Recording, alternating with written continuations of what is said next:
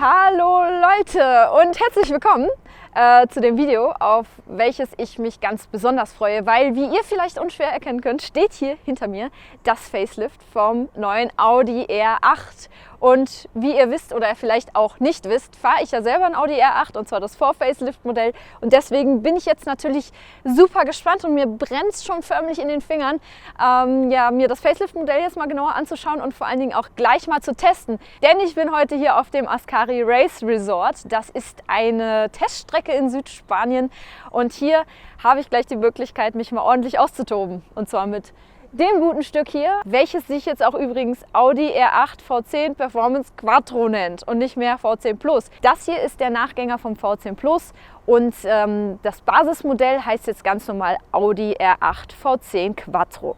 Vielleicht kurz ein bisschen das Wichtigste zum Technischen, was sich an dem Auto verändert hat. Wir haben weiterhin einen 5,2 Liter V10 Saugmotor, Gott sei Dank, der jetzt aber mit einem Otto-Partikelfilter kommt. Auch leistungstechnisch hat sich was verändert. Und zwar haben wir durch eine Softwareoptimierung jetzt im normalen Basismodell 30 PS mehr. Vorher hatte der 540 PS, jetzt haben wir 570. Ich finde, das ist schon ganz schön ordentlich.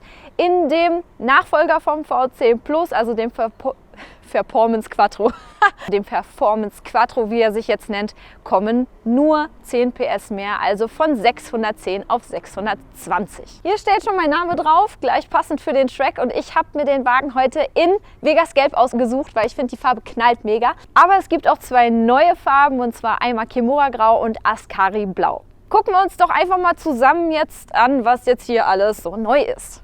Fangen wir am besten einfach mal mit der Front an, welche ich persönlich wirklich super gut gelungen finde, weil, wenn wir jetzt drauf gucken, das ganze Auto sieht einfach mal wesentlich flacher, breiter, schärfer aus, obwohl sich jetzt nicht an der Größe irgendwie was verändert hat. Der Grill ist flacher und breiter geworden. Hier haben wir nochmal so Designelemente, die an den Urquattro erinnern sollen. Was ich persönlich ganz gut finde, ist, dass die Scheinwerfer von innen abgedunkelt sind, und hier ist auch nochmal so ein Designelement, was die Scheinwerfer optisch verlängern soll. Auch hier an den Lufteinlässen haben wir jetzt nochmal eine Abtrennung dazwischen. Das Ganze ist jetzt auch nochmal so diese typische neue Audi-Front, die zum Beispiel auch im neuen Audi A1 zu finden ist. Der Seitenschwiller hier ist ein bisschen schnittiger geworden, und jetzt kommen wir einmal zum Heck. Typisch wie auch beim V10 Plus, dem Vorgänger, haben wir jetzt hier einen feststehenden Flügel.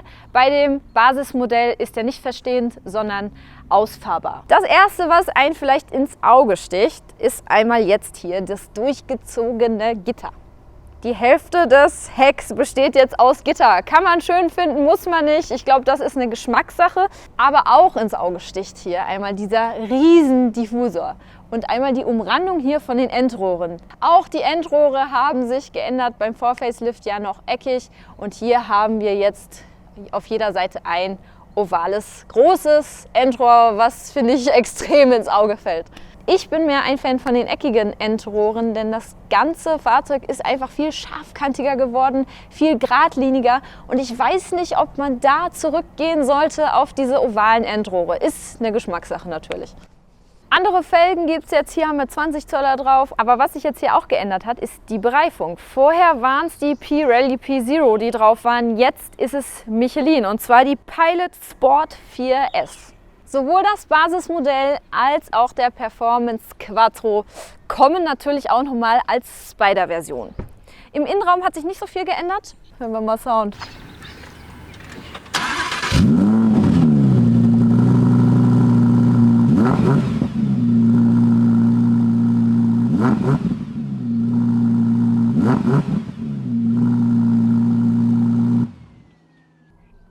Ich habe aufs Gas gelatscht und da kommt nicht mehr. Das ist so eine Sache, die mich wirklich total gereizt hat an dem R8. Dieses schöne Knallen, das Blubbern hinterher, dieser richtig schön laute Sound im Stand.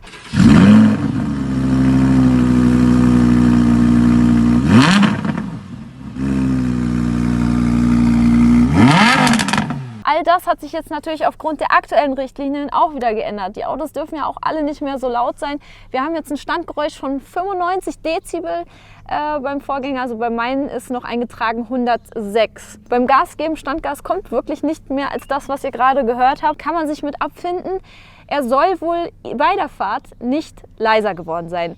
Das testen wir jetzt natürlich mal aus, deswegen schnalle ich mich jetzt an und fahre auf die Rennstrecke. Denn wir testen das Auto jetzt mal so richtig auf Herz und Nieren.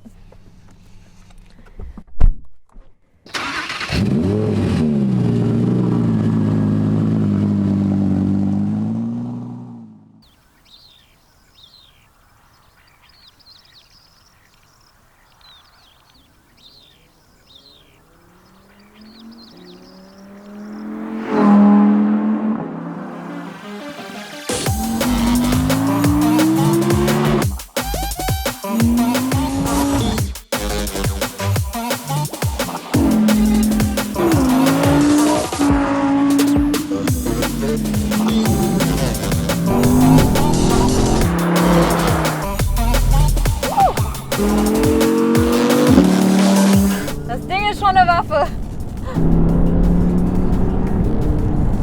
Vom Sound her, von der Lautstärke beim Fahren merke ich jetzt keinen Unterschied. Das Coupé schießt übrigens von 0 auf 100 in 3,4 Sekunden, der Spider in 3,5 und die Höchstgeschwindigkeit liegt hier bei 324 km/h. Optional gibt es eine Dynamiklenkung, die das Lenkverhalten an die Geschwindigkeit anpasst. Das heißt, in niedrigeren Geschwindigkeiten ist das Lenkverhalten wesentlich agiler. In höheren Geschwindigkeiten, wie zum Beispiel auf der Autobahn, sorgt die Lenkung für eine wesentlich bessere Stabilität beim Fahren. Wie auch im V10 Plus gibt es jetzt im Performance Quattro noch diesen zusätzlichen Knopf, und zwar den Performance-Knopf. Wenn ich den drücke, ist das ESP ausgestellt und die Schaltung stellt sich automatisch in manuell. Zusätzlich kann ich hierüber noch die Fahrmodi Dry, Wet und Snow einstellen. Ihr konntet mir sowohl bei Facebook als auch bei YouTube und Instagram Fragen zu dem Auto stellen oder Sachen schreiben, die ich gerne mal ausprobieren soll. Und unter anderem war ganz oft dabei, einmal bitte Launch Control.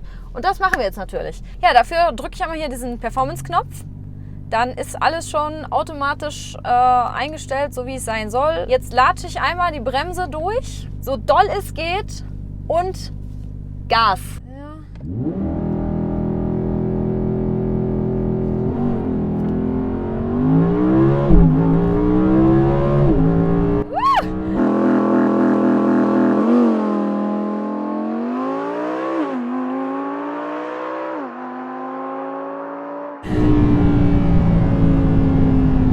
Das ist ein verdammt geiles Teil. Das Teil schießt einen aber auch in den Sitz. Ich muss ja ehrlich sagen, ich habe das selber an meinem R8 noch nie ausprobiert. Leute, ihr seht, glaube ich, gerade mein Grinsen im Gesicht. Es macht schon extrem Bock.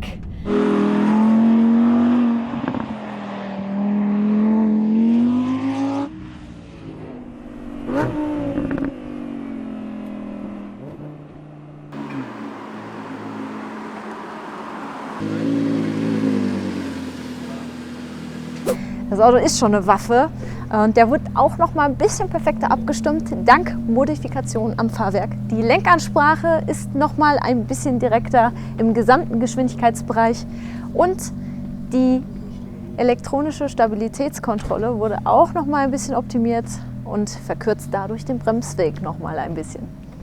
Auf Wunsch gibt es übrigens einen Aluminiumstabilisator. Und das Ganze sieht so aus. Standardmäßig ist ein Stahlstabilisator drin. Dieser Aluminiumstabilisator sorgt für 2 Kilogramm weniger auf der Vorderachse. So sieht übrigens so ein Motor aus, falls euch das mal interessiert. Das ist jetzt der Motor vom Audi R8 V10 Performance Quattro. Was für ein langer Name. Und es gibt endlich eine Neuerung. Das ist zwar für manche so eine Kleinigkeit, aber ich finde, sie war schon lange fällig. Und zwar können wir endlich die ganzen Embleme hier, Audi-Ringe, R8-Zeichen, V10-Zeichen hier, das kann man jetzt alles in Schwarz konfigurieren. Das gab es halt vorher nur in Chrom und sah nicht immer so optimal aus.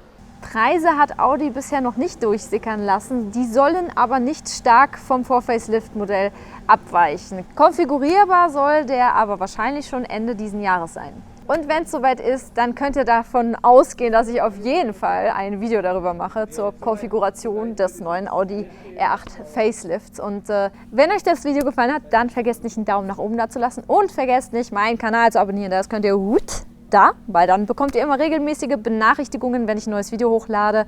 Und danke fürs Zusehen. Und ich glaube, ich drehe jetzt noch mal eine Runde. Ich kann es einfach nicht sein lassen. Tschö.